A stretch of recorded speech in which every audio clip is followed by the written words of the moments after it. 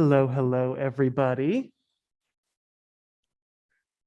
Thanks for joining today. I will call this meeting of the Public Works Commission to order at 4:01.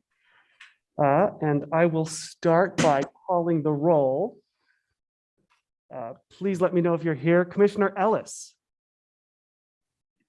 Here. Commissioner Hilton. I'm here. Commissioner Crowley. Here. Commissioner Morgan. I'm here. And Commissioner Collette. I'm here. Awesome. Thank you all.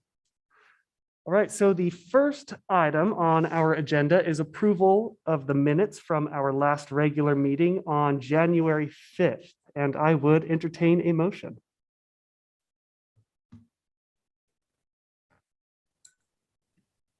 Mr. Chairman, I would move to accept the minutes from our last meeting as distributed. Perfect. We have a motion. Do we have a second? I second it. This is Jennifer Ellis. Perfect. We have a motion and a second. All in favor, please indicate by saying aye. Aye. Aye. Aye. Any opposed, the same sign? Hearing none, the motion carries. All right, and now we move on to our regular agenda items, and we will start with the fiscal year 2023 capital budget, and I will turn it over to staff for presentation. Great, thank you, Chair Gravatt. So just for the commission, we have two topics today, and they're pretty dense topics. So we're going to have the first one, the FY23 budget process, or the budget for the CIP rather. The first section will be covering specific to water renewal, providing some more detailed information on the 10-year plan, kind of the big CIP drivers. We'll take a 5-minute break. Then we'll go into the FY23, the actual FY23 CIP budgets for your consideration. And then take another break for 5 minutes and then jump into the recycled water program. Again, just some pretty meaty topics for you all. And I just want to make sure we're keeping you all fresh and giving you a chance to take a break. So with that, we'll go on to item number 1, which is our FY23 CIP budget. Presented by Heather Buchanan, our CAO.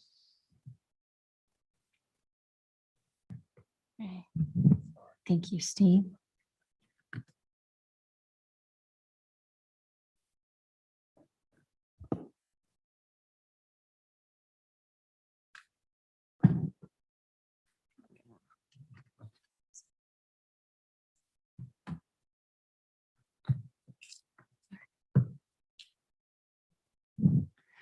All right, Chair and Commission members. Oh, now I dropped my pencil and I don't know where it went. Oh, well. Thank you for your time today. I appreciate the opportunity to present our fiscal 23. Thank you. Budget to you, and Haley Falconer will also be presenting with me. So we'll just dive right in. So for fiscal 2023, you should be, if you've been on the commission for a little bit, you're familiar with the budgeting process. So last month, we had the budget overview. This month, we will talk about the 10-year capital plan and the budget requests associated with that. Then we'll jump in March to the O&M budget with any FTE requests and just our general operational budget. Wrapped up in April with our rates and cash flow recommendations. We'll hold all of our motions for the different series until that April meeting and ask you for one motion to bundle it all together with a recommendation to Mayor and Council. So before we start into what all the capital pieces are, it is helpful to maybe step back and talk about what is capital. And the city's definition, this is kind of our accounting definition, is that capital is any physical asset with a life of 3 or more years and a value of $10,000 or more. So taking that down into what that means for public works, it pretty much is the facilities that are utilized for us to provide service to our customers. So there are some examples here on the slides. The two on the ends are our West Boise and Lander Street water renewal facilities, and in the middle is City Hall that is maintained by our FSO staff. So I think next thing we'll start jumping in to the actual presentation of the different funds. We'll go in order, as Steve mentioned, by the Water Renewal Fund, and then we'll talk about the Capital Fund, Geothermal Fund, and Solid Waste Fund in that order. So, and with Water Renewal Fund, this is kind of a significant point in our process that as for the fund and the utility plan that we're starting to shift from all of the planning work that had been done in the last few years into the strong side of implementation. So this is really exciting for us. So with the utility plan, the points that are listed on the slide, you've probably seen multiple times. It outlines what the utility plan said as our strategic direction, including enhancing the health of the river, investing in the repair and maintenance of our existing infrastructure as it ages out, initiating the Boise's first recycled water program, which you'll hear more about that this afternoon. Adding capacity as our community grows, we need to make sure that we're meeting those economic development and other service needs. And doing all of those things, we are trying to be sure that we're keeping affordability for our community in mind. So with our water renewal utility, we've established in our planning processes this utility hierarchy that's on the slide. So it starts at high level. The utility is the overarching umbrella that all of our work falls under. And of course, that's called water renewal. The next level down is programs. So this is larger sections of work within that utility. Some of them are defined by a location such as Lander Street or West Boise. Recycled water is more of a general concept that we're implementing now for our new program. And then the collection system, of course, encompasses all the trunks and service lines that provide, transmit that water to our water renewal facilities. So then underneath each of those programs are projects that are defined. So for example, for the Lander Street program, there is the Lander Street Primary Clarifier project that you'll see on the list today, or for West Boise, there's the West Boise Tertiary Filtration project. So as we walk through the first part of the water renewal portion of the presentation, we'll talk here about the utility level. And then, as Steve mentioned, we'll take a break before we dive into the projects by program after that. So for the utility then. So if we talk about what our capital funding sources are for the water renewal utility, there are several main categories. First of all, there are connection fees. These are one-time fees that are collected from our new customers. And as a new customer connects, they need to pay for their portion of the use of our facilities. So this is a service fee that they're being charged for that initially connection. Then we also have user rate revenues. These would be monthly charges for our current customers. So as our utility billing staff bills out monthly, I know I receive a bill from us. If you live in the city of Boise or operate a business in the city of Boise, you likely receive a water renewal bill from the city. And so these monthly charges, a portion of that is allocated to capital and project funding. We also have a few other funding sources. We've added bond funding into our portfolio this year, the first time in many, many decades. And there are three categories under that. There's the first one is WIFIA, which is the water infrastructure. I'm totally botching that. Well, thank you. Water Infrastructure Finance and Innovation Act. I knew I would totally mess that up. We can also do market issuance bonds, or we have the potential of participating in the state revolving loan fund. There is also a potential for having grants. We generally don't have a lot of grants that we're eligible for in the Water Renewal Fund. However, with the infrastructure bill that was passed last fall, we may have more opportunity for that coming forward. And then we also have developer reimbursement projects. This is an opportunity where a developer can go out and put pipeline in the ground for us. They pay for that up front. And then as new users buy a home and pay for their connection, that developer gets reimbursed for that pipe that he or she has put in the ground. So then next, with our construction market, we've reviewed cost estimates for all of our projects as part of our preparation for not only our bond financing, but also for this fiscal 23 budget development. And as we were doing that last summer, we were looking at how our cost estimates that were, some of them were done in calendar year 2021 or 2020, and looking at the difference between where we were with those cost estimates to where the market was as we were building this Lander Street Phase 1 or starting to anticipate construction of our next set of facilities. So one of our project managers did a survey of local contractors to see what they were seeing in the market. And that survey was pretty consistent that those contractors were seeing either a 15 to 30% increase in cost. So we considered that and determined that in our estimates, we should potentially update most of our projects with a 20% increase. Concurrently at that time, we also had our construction manager for our Lander Street Phase 1 project, who will be moving with us to the Phase 2 project, do a preliminary cost estimate of Phase 2. And with that Phase 2 estimate, that was just reaffirming what we were seeing with that 20% cost increase. They did a very specific estimate for Lander Phase 2, which we've also incorporated into our budget, but that was increasing that cost of the project pretty significantly. So those two items helped us bring our fiscal year 22 amount to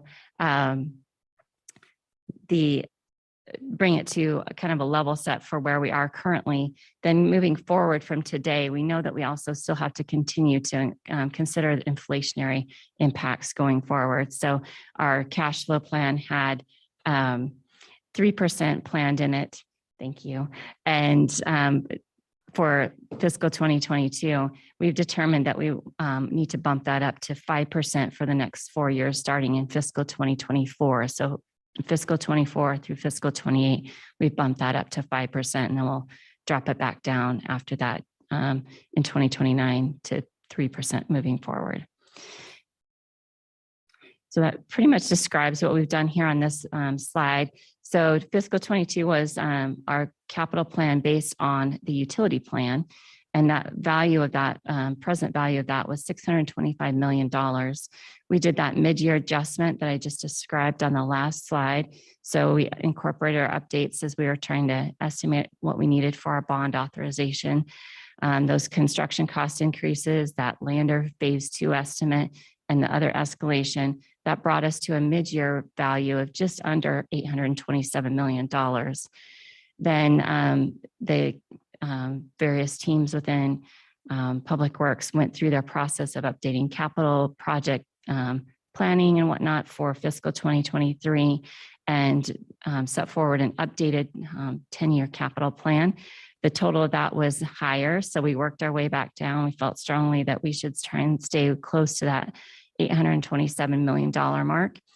So we are currently at $827.1 million for fiscal 2023 10-year window.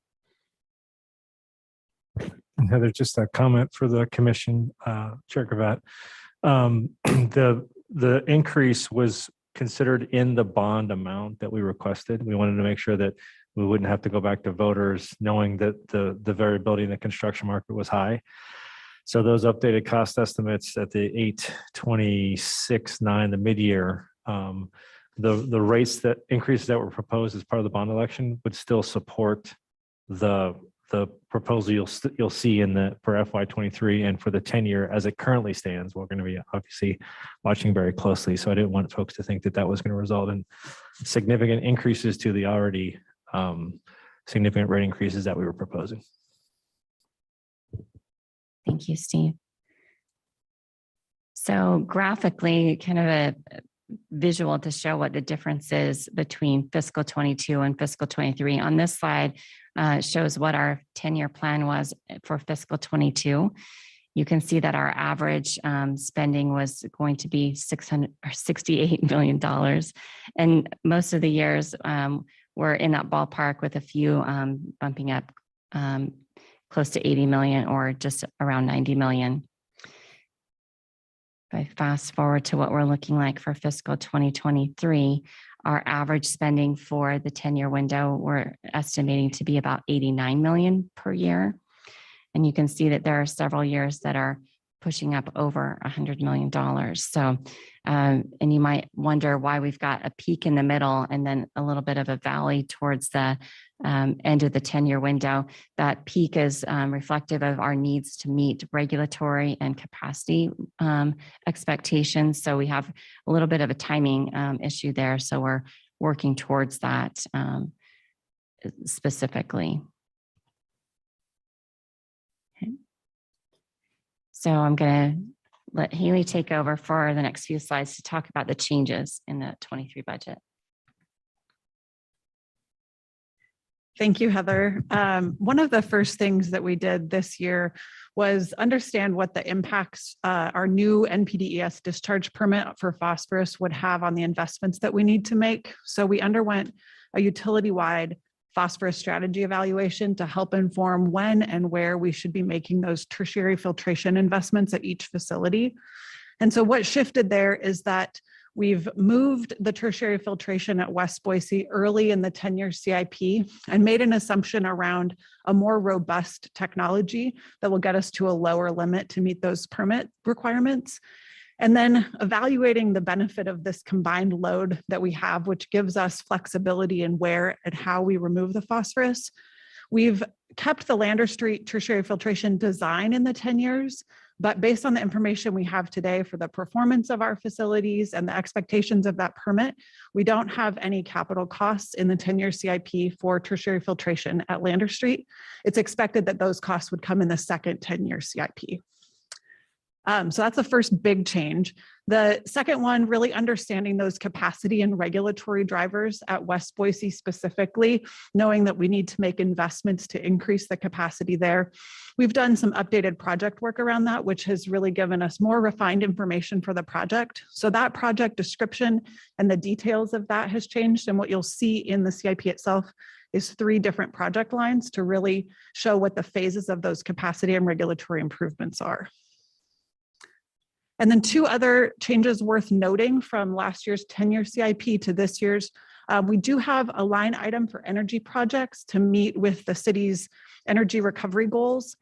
What we've done is adjusted this to include planning for how we will recover that energy at the facilities in the FY23 budget, but we don't have any capital estimated in there right now. What we'll do is we'll do that energy plan, understand what our possibilities are, what the costs are, do that an alternatives analysis, and then plan to come back in a future CIP and include the costs for those energy projects once we have a better understanding of what we would actually do.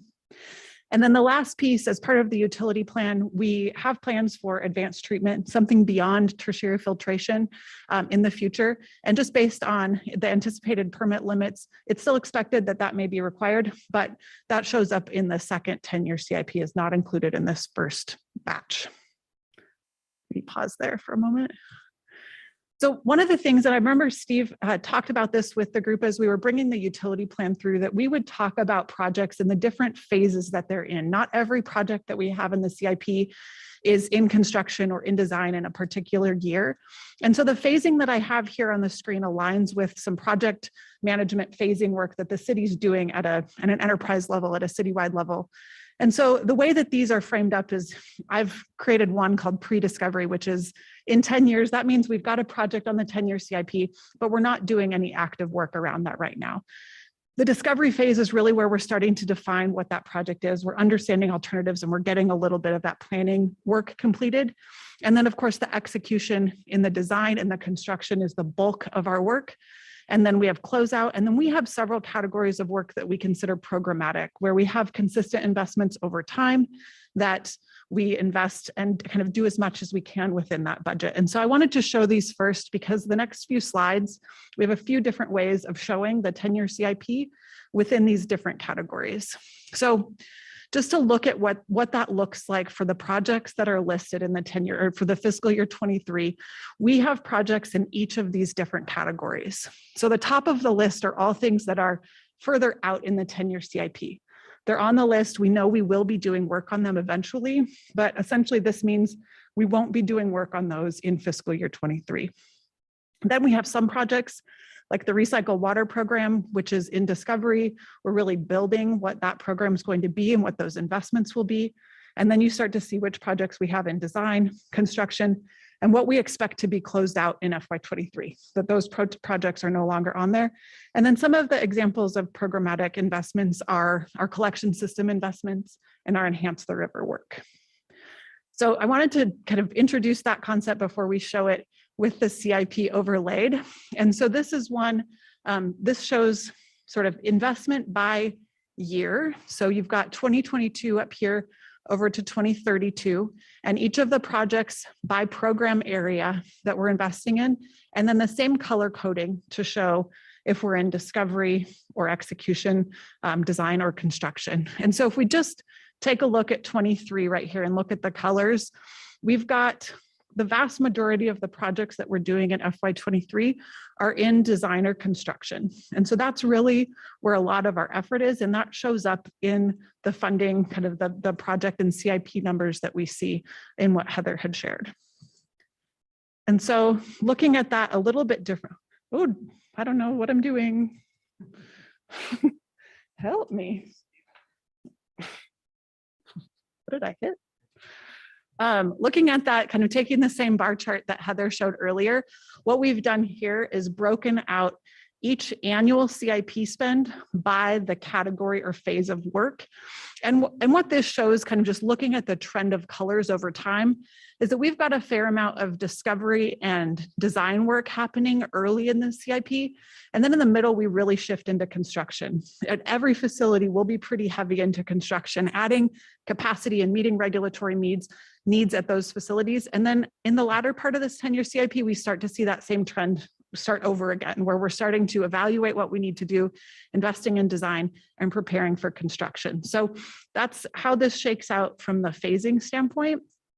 And then similarly, we like to take a look at how the investments align with the different target areas of the utility. And these were things we talked about a lot during the planning, where we're making investments to support regulatory needs, capacity, condition, and level of service, or those things that are the community expectations. And so similarly here, what we're seeing is some of those regulatory investments have pulled further up in time. So we see a bit more of the red bar earlier. And that's really those investments at West Boise in the tertiary filtration, especially to meet those phosphorus requirements. We're also seeing some of those capacity projects pull up in time to address kind of the different capacity needs that we have at each facility. So there's a lot of different ways to look at our CIP in the 10 years. I think, Heather, are you? Or is this our break? Oh, this is our Yeah. break for questions. So just jumping real quick, Haley, Chair Gravatt, kind of what we're seeing now and within the fund and within water renewal services, I think, 10, 15 years ago was a little more static. I think there's a fair amount more that's dynamic now, whether it's growth questions that we have, whether it's regulatory requirements. So part of and then just the construction pressures, the pricing pressures that we're seeing, there's just a lot changing and moving. And so this year over year comparison, there has been a fair amount of change and shifting of items. From my perspective as a director, that's a good thing. I think we do need to be adjusting and we do need to be nimble to be able to account for the changes that are coming. But it's definitely a burden on staff to try to keep up with all of the dynamic nature of our work. So just a comment there, and then maybe stand for any questions that the commission may have. Awesome. Thank you for that presentation. And I will open it for questions from the commission. And it looks like Commissioner Crowley has a question. Thank you, Mr. Chairman. A question for Haley and or perhaps Steve. Haley, on your last slide, do you have a percentage breakdown as to what is driving the total cost? How much of it percentage-wise is regulatory? How much is capacity requirements? And I think you understand the nature of my question. You've got the absolute values. I'm just curious that over the planning horizon that you're showing here, how much of the orange, what percent of that is the total that you're showing on your graph, as an example? Chair, Commissioner Crowley, yes, we do have an estimate for fiscal 2023, for example. It's roughly broken into thirds, conditions, 1/3. The capacity is just a little bit over 1/3 of the projects, and then regulatory and level of service are the remaining third. Over the 10-year life of the 10-year window, capacity is slightly higher than that for that 10-year window, but it's still roughly the third, and a third. So I think for the capacity might be a little bit higher than that for the 10-year window, but roughly breaks into thirds. Yeah, the capacity requirements, particularly in the first 5 years, look to be what is really driving those numbers more so than the regulatory requirements or condition-related requirements. And I guess the follow-up question was, and this may be getting a little ahead because I'm curious about the financial impacts of the community as a result or a consequence of the changes in the construction costs that you're now seeing and having to deal with and somehow incorporate in your planning and what we're telling the community about rate impacts and what it's going to cost to complete this 10-year CIP, and whether or not there are options that we can consider to mitigate some of that, particularly the capacity requirements. If there's any discussion on finding ways to mitigate the financial impacts of all this on those that will be paying for it. So Chair Gravatt, Commissioner Crowley, thank you for the question. The one of the biggest tools we have to manage the increase in construction costs is through our bond financing.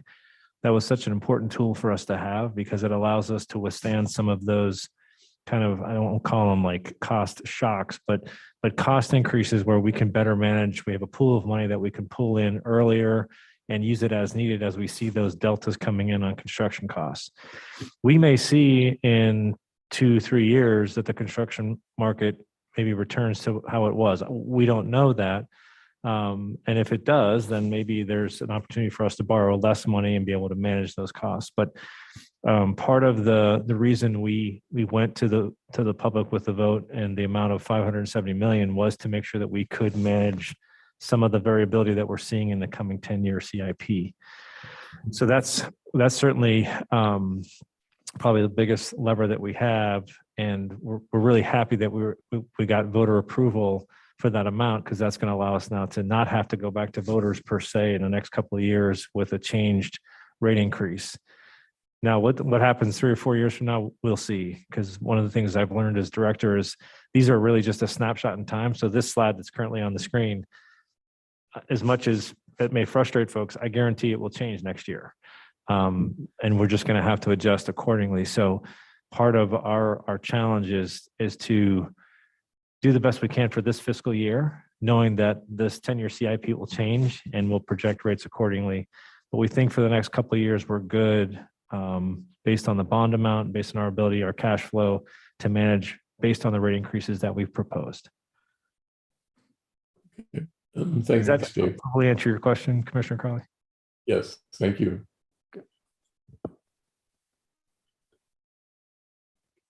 Any other questions from the commission?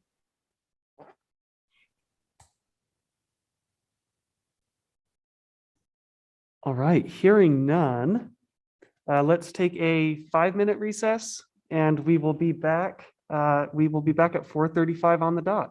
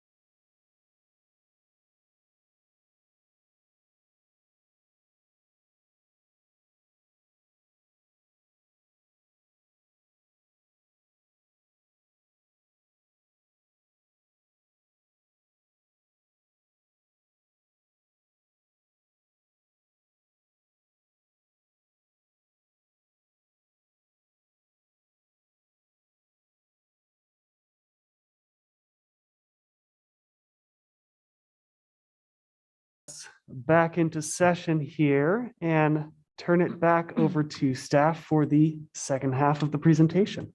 All right, thank you, Chair, Commission members.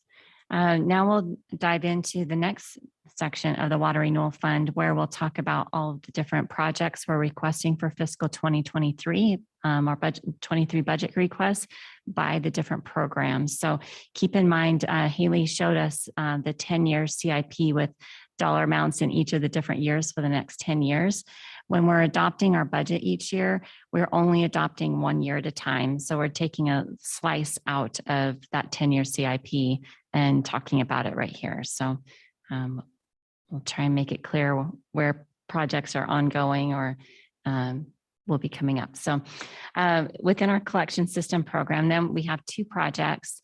We have these same projects each year. That's why they're more considered a programmatic investment in our system. The first one is large and small diameter sewer rehabilitation. For fiscal 23, we're requesting $9.2 million. And then for the miscellaneous trunk and lateral extensions, we're requesting $600,000.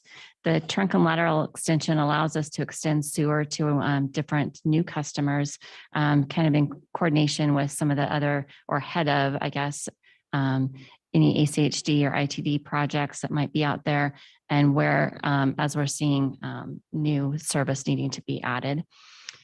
So the next slide shows us kind of a graphic of what our system is, and it may be a little hard to see. All the green lines on there is a representation of all of our sewer trunk and service lines out there. So the different areas that are circled are where we will have our large and small diameter projects next year. So there's 5 areas of focus for that investment.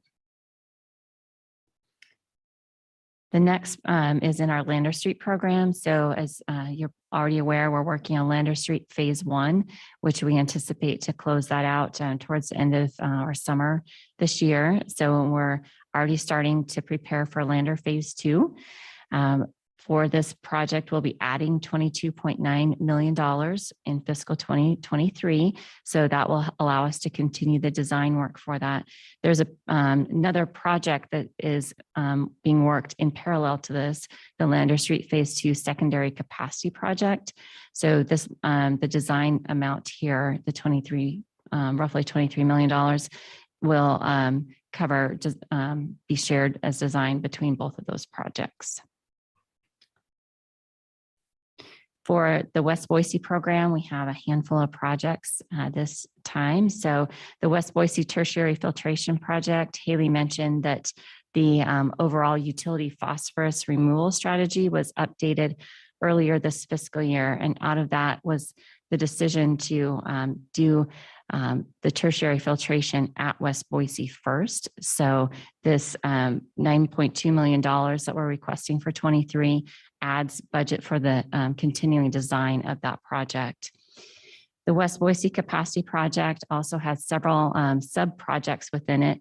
There are 2 that are on the budget request for fiscal 2023. The first one are near-term improvements, which allows us to free up, or maybe not free up, but to improve our existing facility out there so that we're utilizing and kind of maximizing the capacity that we have in our existing facility. So the request on this is $3.1 million. So we'll be switching from design on this to construction in fiscal 23.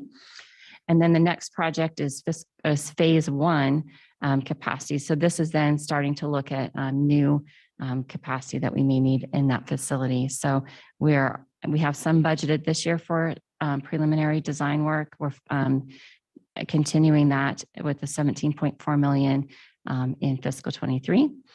And then the West Boise Comm Center, we have $720,000 in our budget request for design. This center is really integral into our process operations out at the West Boise program. So, or West Boise Water Renewal Facility, sorry. So we need to complete this for redundancy work. The UV channel 1 and 2, 5.3 million roughly for construction. So we're in the design of this project right now. We're acquiring the equipment that needs to be installed. So fiscal 23, we'll be installing those new light banks in this in our UV facility. Our recycled water program. This is Royce will be telling you more about the program here in just a little bit, but we're continuing. This is the second year of our recycled water program. We're adding almost $10.8 million to continue the discovery work on this. The activities that we'll be engaging in are listed on the screen: potential land acquisition, continuing our community engagement, developing our work on the permit, and also engaging in pilot testing and research. So once we get through those phases, we'll shift into actually constructing the facility, which we're anticipating to be near this in the southeast area of Boise, I guess is a better way to say that. So it will include water reuse. So we'll be able to supply cleaned water back to our industrial users in that area, and also have a component of Aquifer Recharge. All right, and then two other projects here. So these are other, I'm not saying that very well, additional projects. So the first one is enhance the river. So this is instead of adding coolers or chillers at our either of our water renewal facilities, we submitted a 316A variance with our updated permit. And so in doing so, we'll try to improve areas in the river to allow for temperature mitigation. So these projects, we're in the discovery phase right now. So as we progress through that, we'll add into construction as well. Then the last one is Watershed Exhibits. We have roughly $3.4 million for construction of in the exhibit hall. We're transitioning the Watershed Education Center into a water and climate education center. So this will help us update the exhibits out there. The exhibits were originally installed or designed in 2007 and installed and when the facility opened in 2008. So they're technology, so you can imagine they're outdated at this point. They still provide really great information, but need to be updated. So this gives us that opportunity to do so. And last but not least, a very important aspect of our program is repair and maintenance. So this shows you the repair and maintenance budgets allowed or requested for each of the different facilities that we have across our water renewal utility. I won't list them out individually, but so this is the last project that we're requesting for the Water Renewal Fund. If there are any questions about this fund, maybe be a good opportunity. Thank you. Any questions from the commission so far? Chair, Yes, Commissioner Morgan. I had a question on, you said that there was going to be community engagement in 2023. And I wanted to understand more about what processes are being done and what we're trying to gain from the community to inform our understanding. Chair, Commissioner Morgan, I am going to toss that to Haley or Royce.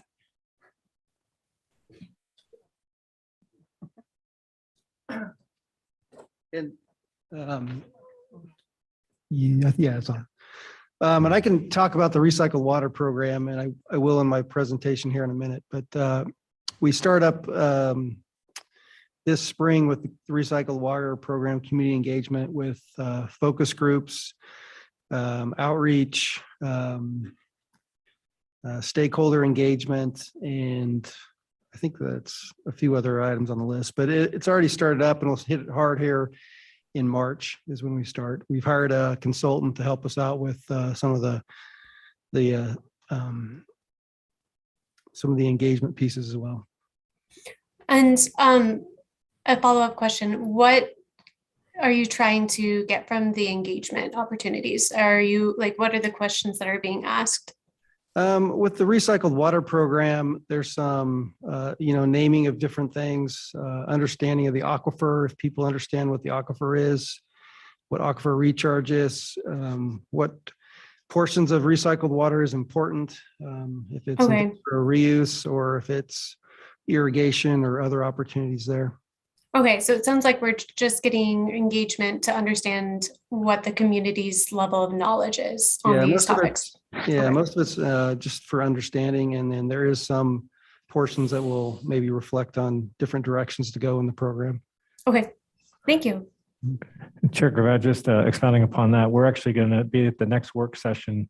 You all are going to be one of our first focus groups. So on recycled water. So you'll get kind of hands-on experience Yeah, with firsthand. what we're trying to accomplish with some of our outreach. Awesome. Thank you for that question. Any other questions from the commission?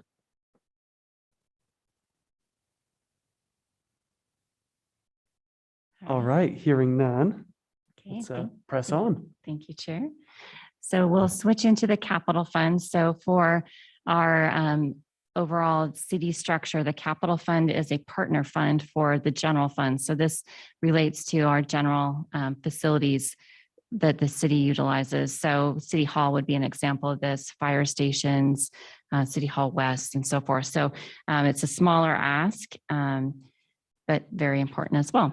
So capital funding sources for this, the city allocates the electric franchise fee to this. I believe it's 1.4 or 1.5% for that franchise fee, somewhere between $3.2, $3.5 million each year. We also receive property tax and other general revenues that can be allocated to these projects. And occasionally we may have a grant for them. Allocation to the projects is based across all of the citywide capital fund priorities. So we're somewhat competing for those dollars based on different priorities and strategic initiatives that the city has set forth. So apologize, this is super small, so I know it's probably difficult to read. There are 4 projects. The point here is to demonstrate we have a 10-year plan, just as we do on the Water Renewal Fund. We're focusing on 2023, which I'll tell you about those projects in the next slides. So for facility program management, we have a project for support facility relocations. We're asking for $9 million. We currently have just over $2 million budgeted in fiscal 22 for this. So this will be adding to that budget. And basically the city has small maintenance facilities scattered around the city. And this project will allow us to somewhat gather those up and not centrally locate them, but co-locate them so that it will be a little bit more efficient and also free up the real estate that those facilities are currently sitting on. And then for facility services and operations, we have an annual major repair and maintenance allocation. We're requesting $820,000 for this one for fiscal 23. So similar to our water renewal facilities, we have annual work that we need to do. So this would be related to anything in City Hall West, and our variety of fire stations and a few other miscellaneous facilities. We have our lighting program. So for municipal lighting, we have 2 projects. We have a street light inspection program. So SPORE is a fancy acronym basically to talk about our inspection and evaluation project, the way we score the maintenance needs for each of the light poles that are in the area. So we go out and evaluate them, determine what the rating is, and this budget allows us to allocate money so that if we need to replace a lighting fixture or a pole or any other piece of the streetlight facility, then we can do that with this budget. There's also a small budget for public safety lights. This budget's been around for as long as I can remember, $24,000. And this allows the public to request a streetlight to be added into their area, or a police officer, if they see an area that may need additional lighting, they can request that as well. So it just gives us a mechanism to install lights within the different neighborhoods. I believe that is it for capital fund, yes.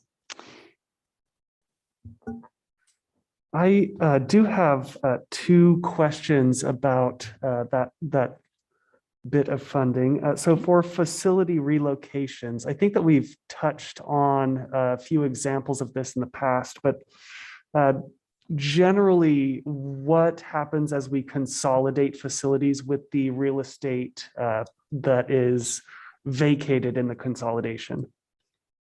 Chair Gravatt, the goal of several of the consolidations is to free up land for potential affordable housing opportunities. So the example would be the Julia Davis Maintenance Yard right now that is owned by Parks and Recreation. The intent would be to relocate that maintenance operation to this facility. We have other facilities. We have a BPD facility that will get located at this, the new location.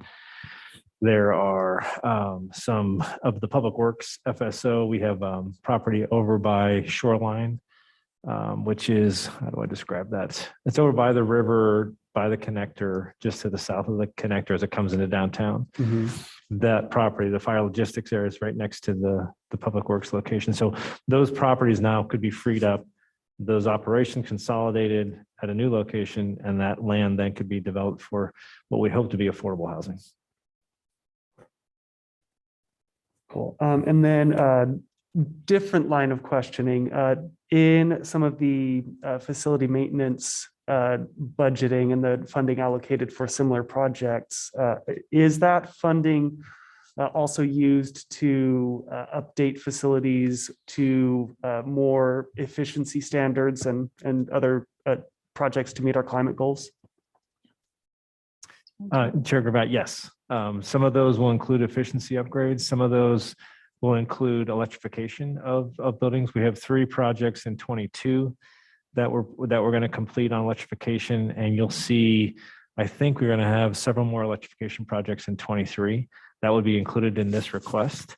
The electrification is to move us towards, once we get 100% clean electricity, then in effect those buildings would be carbon neutral. So yes, we have a lot of different combinations of projects. Efficiency projects included. Awesome, thank you. Any other questions from the commission?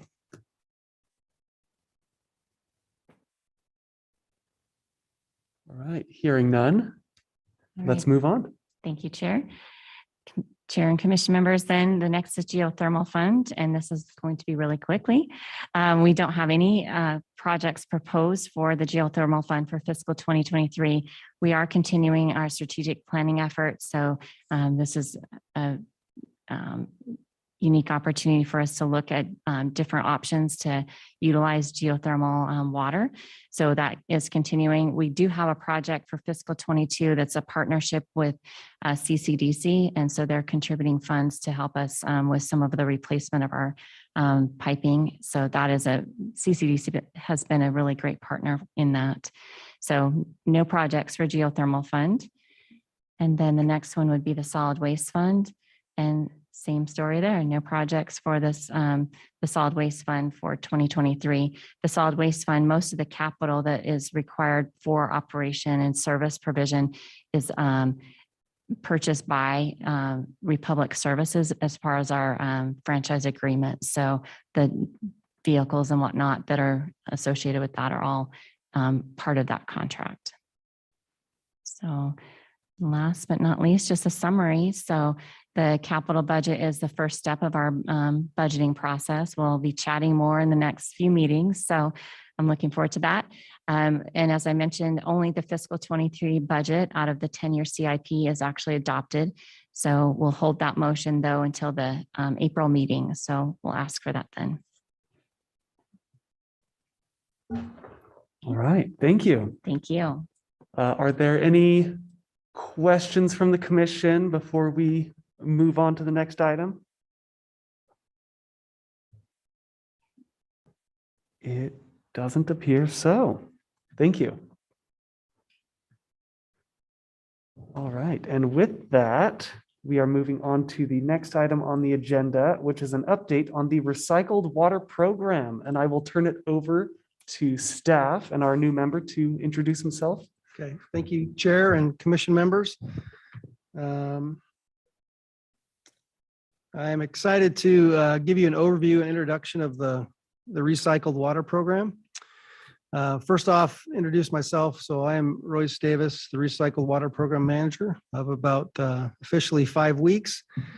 And prior to that time, I've spent the last roughly 20 years at Lander Street and West Boise water renewal facilities. They kind of split between those two, with a 2-year vacation in CUNA as their wastewater superintendent.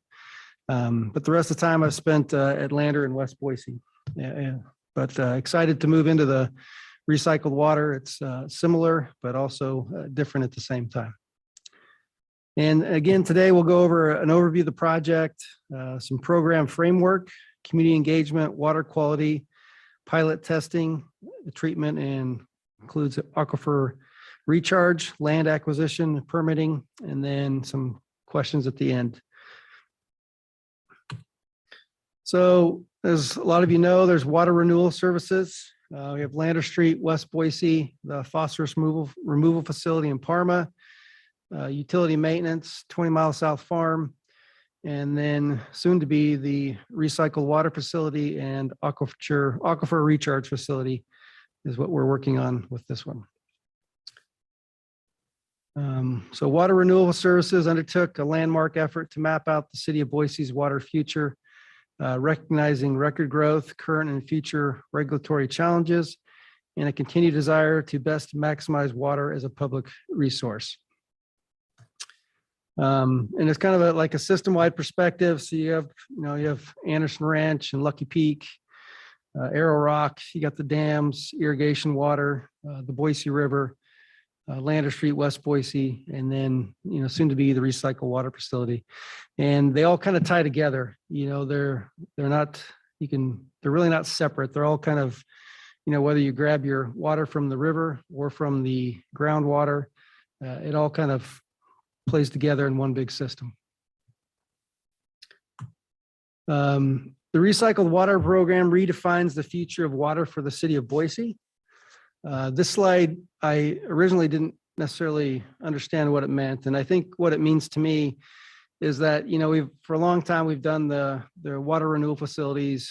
You treat the water at the facilities that goes into the Boise River to be discharged. With the recycled water program, we're looking at it a different way, where you'll filter the water, clean it, and we'll apply it for industrial reuse, aquifer recharge, or other future opportunities. So it gives us a lot more flexibility in what we do with the water, opposed to just discharging it to the river. Utility plan portfolio, which recommended, if you look at the circle there, river discharge, enhanced river, industrial reuse, and aquifer recharge. So the recycle water program, we're working on the industrial reuse and the aquifer recharge part of the utility plan. One of those two, I failed to mention, the recycle water program really provides capacity. Somebody asked about capacity for the system. The recycle water facility will provide capacity for the overall system. Some of our goals for the program are to increase system and water resource resiliency and reliability while being protective of the public health and the environment, maximize environmental benefits of water reuse, support economic development within the city, and create solutions for future generations. The program we have broken up into 5 lanes currently. In the future, I think we'll have 6, but currently we have 5, which are community engagement, policy and partnership development, siting and land acquisition, research, innovation, pilot testing, and permitting. Since I've been on for the last 5 weeks, and I think they started last summer, it's been going go back there. There we go. It's been very intense, and we're getting a lot of work done in a short time frame in all of those lanes. We have it broken up into 3 phases. Phase 1, which is program development, where we establish the program framework, prepare for implementation. Phase 2 is solutions development, finalize the project definition, workforce development, and organizational requirements. And 3 is design, construction, and commissioning, where we bring the recycled water program vision into reality by building on previous concepts. If you look at the time frame 2021 to 2029, it seems like a long time, but it's not. It's actually a really short time frame to get a lot done. So it's a lot of work to get done in that time frame. And like I said, we're working on the community engagement, and I'll go through each of these lanes with more detail. Up to 23 into 24. And in 24, we start phase 2 with the workforce development, strategy, design and construction. And then the goal is to be operational in 2029. As the commissioner asked about community engagement, starting up this spring, really, we've already started with some of the stakeholder outreach, but we have focus groups, a listening tour, the stakeholder outreach, and then the community survey will all be taking place in basically February, March, April, and May, trying to wrap up all 4 of those in June with a report. One of those is education engagement with the pilot process, tie in with our other initiatives, and then also, if some of you are familiar with the NWR panel we had, where they gave us a summary of recommendations for the program, implementing those or bringing those recommendations with the stakeholders and questions that they gave us as well. So at some point, we'll have a future panel with them again to give them an update of where we're at on the recommendations that they made. The policy and partnership development, which is in the beginning stages, we consider long-term implications of decisions with focus on future flexibility and policy execution. Policies analyzed by focusing outcomes on the following categories: physical, ownership and governance, partnerships, stakeholder and customer, operational and management. And I think the policy part, there is a lot of options. We talk about industrial reuse and aquifer recharge, but there's a lot of pieces to those puzzles, and there's also other opportunities that we want to remain open for the future as well. The siting and land acquisition is one that we're currently working on. We've been doing some GIS screening of potential parcels for recycled water facility and then the aquifer recharge. So those will be 2 separate facilities or 2 separate areas. We're starting to evaluate parcels based on evaluation criteria, and then we'll eventually do a BCE to select the correct or the right locations. And we'll select up to 6 sites for further hydrogeological testing this summer.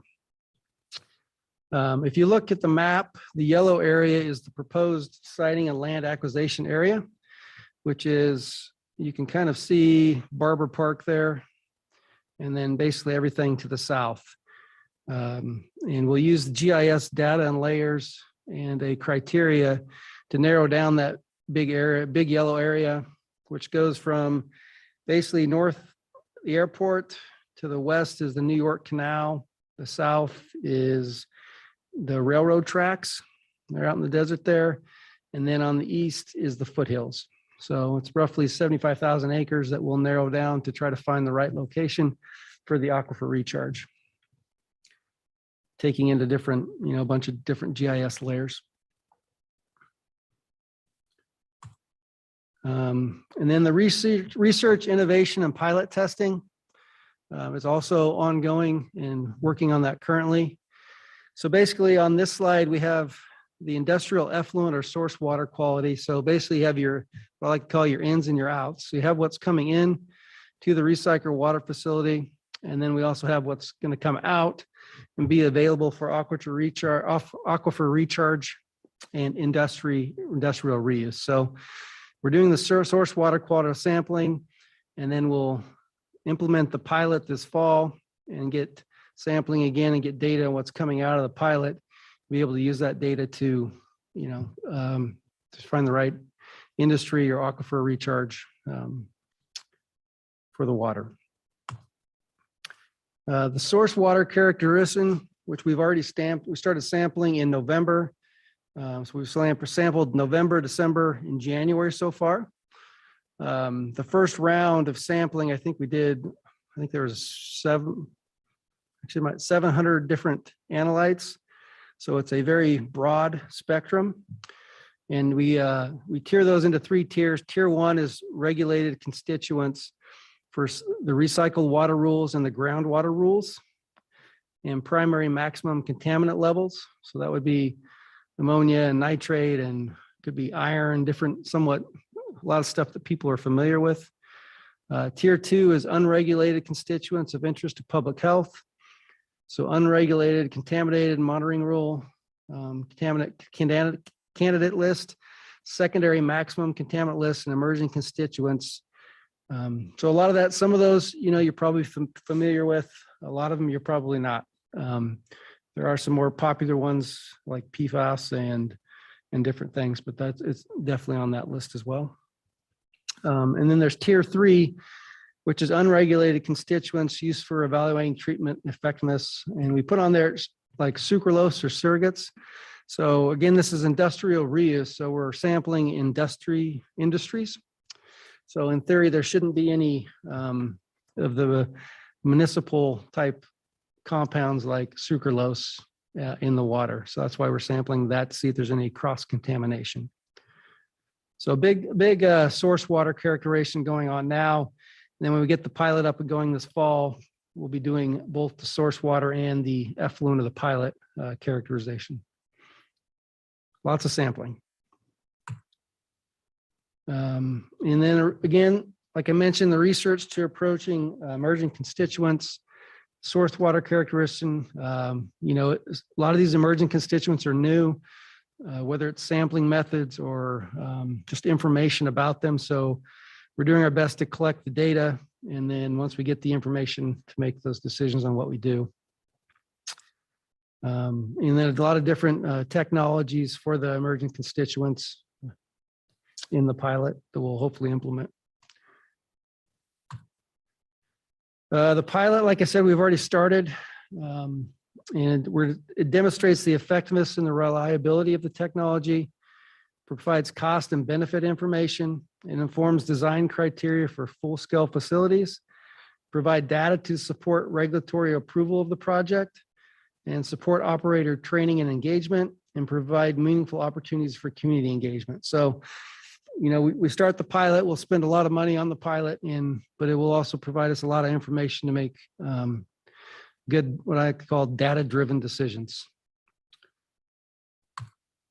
Like I said, pilot testing, which I'm excited about. It'll encompasses both pilot treatment technology and aquifer recharge method.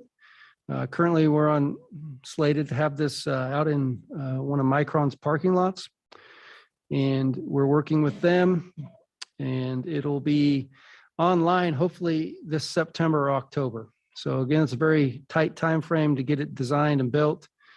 We have a vendor secured, which is Suez Water, and then teamed up with Intuitech, which will actually build the pilot. There's a picture there at the bottom. Basically, it comes in like a Connex box full of a bunch of filters and RO and different technologies that'll fit in the box. And then also this summer, we'll start the Aquifer Recharge pilot testing. Basically just doing some drilling, 6 different wells and researching the groundwater and the geology of just some different areas. So we'll have a very busy summer with the program. Again, the pilot testing schedule, we start this fall of 21, and then fall of 22, we're hoping that the pilot is up and running. And then we'll run it for, the NWR report suggests we run it for at least 2 years. So we should have the pilot up and running from 2022 to at least 2024. And again, it'll be available for, tours, and hopefully be able to show the public and those that are interested in the pilot. Again, so we have internal and external, basically just we feed information in, and the goal of the pilot is to get information out so that we can make, good decisions on the technology, water quality, what we want to do with the water, and what types of technologies that we need, what orders the technologies need to go. Yeah. And again, the aquifer recharge part, again, we're doing the GIS screening now, looking at available land, preliminary land acquisition analysis, regulations, and community expectations, which that's part of that community engagement piece. We'll be asking some questions about aquifer recharge and some of the land acquisition topics. And then, we'll be working on that through summer of 22, summer 23. And eventually in summer of 23, we'll be hopefully pilot testing some of those locations to find the best one. And then also not to forget the permitting part of it, and really just keeping an open dialogue. We started a meeting last week with Idaho Department of Environmental Quality, and we'll meet every other month, basically throughout the life of the project. Just discussing, permit implementation, pilot scale treatment facility permit requirements, and then determining full scale treatment facility permitting requirements for the new treatment facility. And then there's also some Idaho EQ rulemaking currently under development that we'll help them out with as well. And just same kind of schedule with the aquifer and the permitting, that you will be able to get the permits in time to do that aquifer recharge piloting in 2023. And that's the end of the presentations, Chair. Awesome. Thank you very much. Are there any questions from the commission?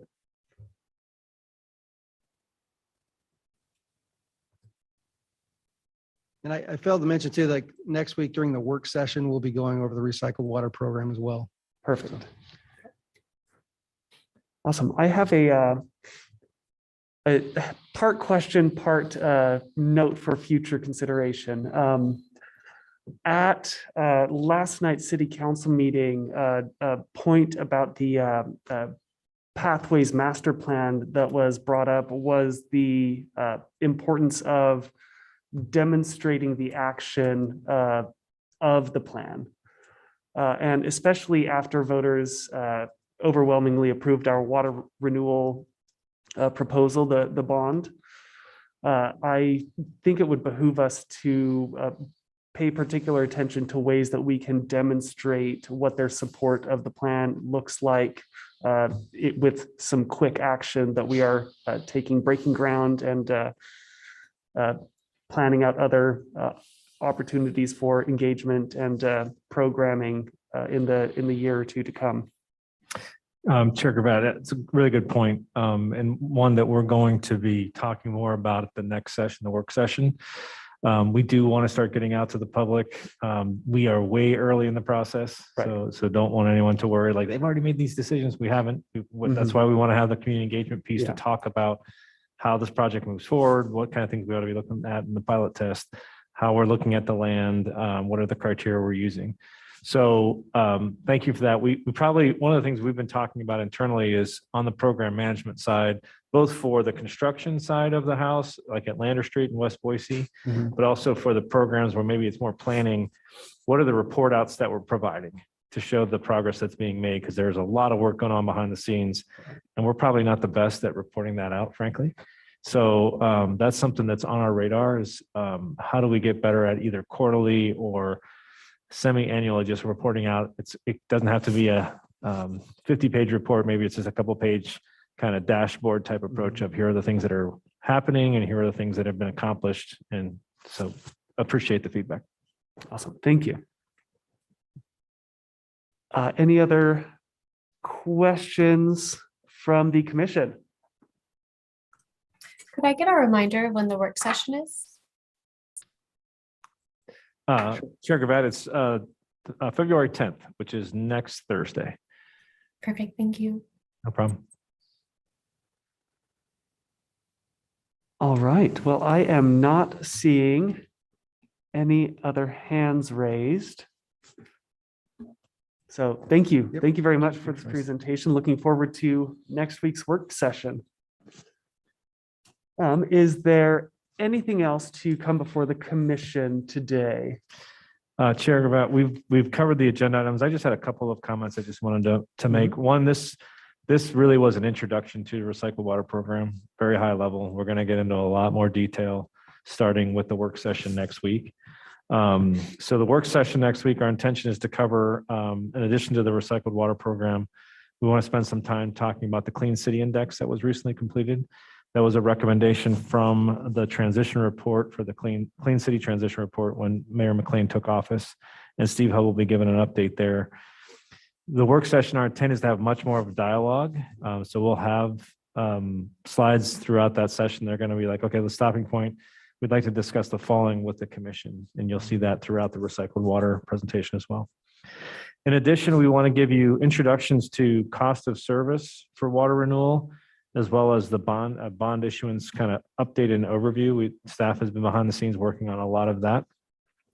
Just as a reminder for folks, for the commission who maybe have not been through cost of service, the financial plan that we developed and that you all have seen and includes the bond financing. I always think of that as the size of the pie. How big does the pie need to be to pay for what we need to spend for the improvements?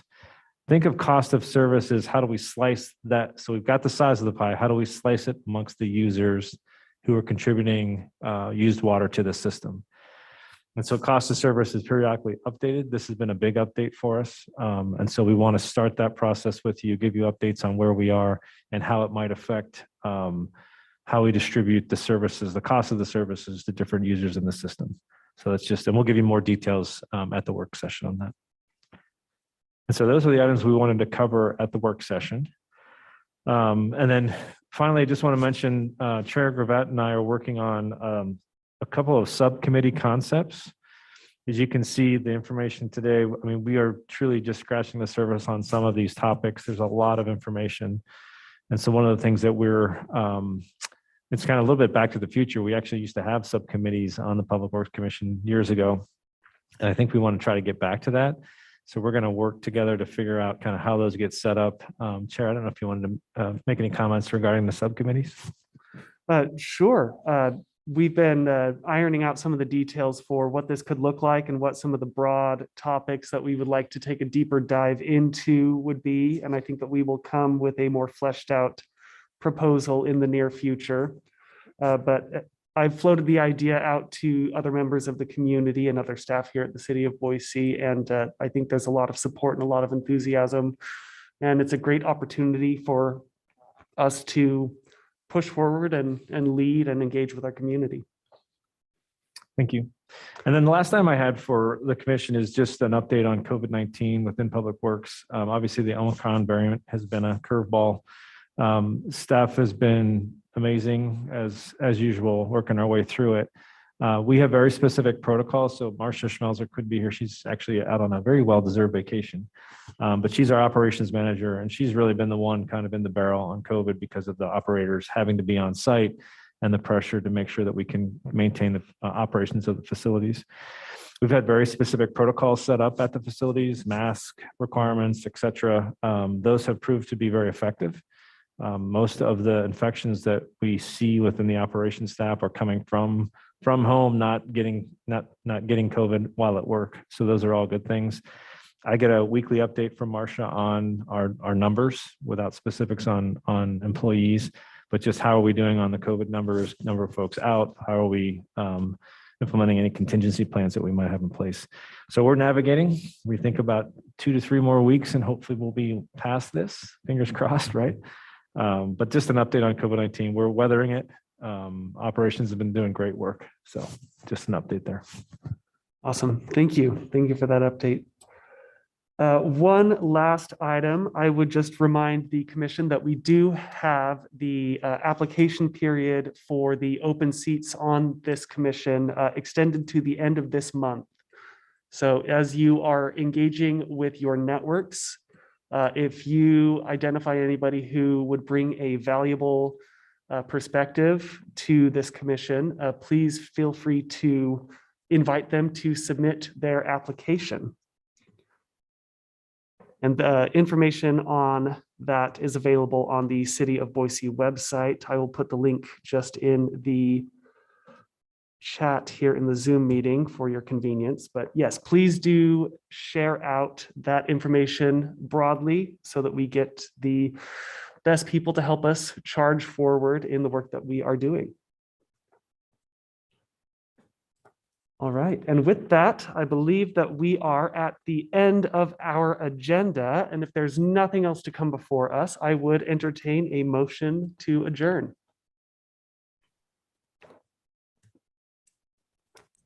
Chair Gravatt, Yes, Commissioner Morgan. I make a motion to adjourn our meeting. We have a motion. Do we have a second?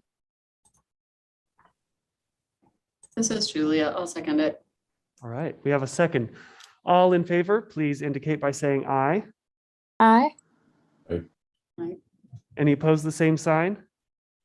Hearing none, the motion carries and we are adjourned. Thank you, everybody, and I will see you next week for our work session.